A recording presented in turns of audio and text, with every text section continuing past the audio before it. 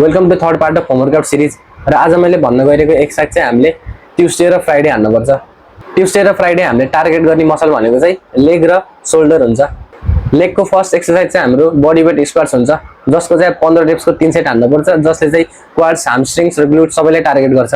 Second exercise चाहिँ हाम्रो लन्जेज हुन्छ, जसले चाहिँ क्वाड्स र ग्लुट्सलाई टार्गेट गर्छ र त्यसको पनि 15 रेप्सको 3 सेट हान्नु पर्यो।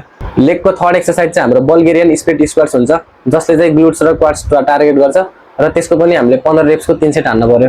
लेगको फोर्थ एक्सरसाइज चाहिँ हाम्रो वाल सिट हुन्छ, जसको चाहिँ 30 सेकेन्डको 3 सेट हान्नु पर्छ र त्यसले चाहिँ क्वाड्सको इन्ड्युरेन्स बढाउँछ। लेगको फिफ्थ एक्सरसाइज चाहिँ हाम्रो काल्फ रेज हुन्छ, जसको चाहिँ 15 रेप्सको 3 सेट हान्नु पर्छ।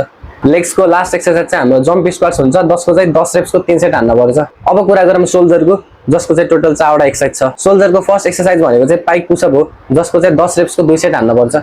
सोल्जरको सेकेन्ड एक्सरसाइज चाहिँ वाल ह्यान्ड स्ट्यान्ड होल्ड हो, जसको चाहिँ 20 सेकेन्ड्सको 2 सेट हान्नु पर्छ। थर्ड एक्सरसाइज चाहिँ शोल्डर ट्याप्स हुन जान्छ, जसको चाहिँ 10 रेप्सको 2 सेट हान्नु पर्छ। शोल्डरको लास्ट एक्सरसाइज चाहिँ ब्याकप्याक शोल्डर प्रेस हुन्छ, जसको चाहिँ 10 रेप्सको 3 सेट हान्नु पर्छ। र हामीले झोलामा चाहिँ एकदम हेभी कुराहरू राख्ने, जस्तै कि मोटो मोटो किताबहरू। यसरी चाहिँ ट्युसडे र फ्राइडेको पनि वर्कआउट स्पिड कम्प्लिट भयो। वर्कआउट गर्नु जति इम्पोर्टेन्ट हुन्छ त्यति इम्पोर्टेन्ट रेस्ट पनि हुन्छ। त्यही भएर चाहिँ हामीले हप्तामा एक दिन स्याटरडे चाहिँ हाम्रो बडीलाई रेस्ट दिन पर्छ।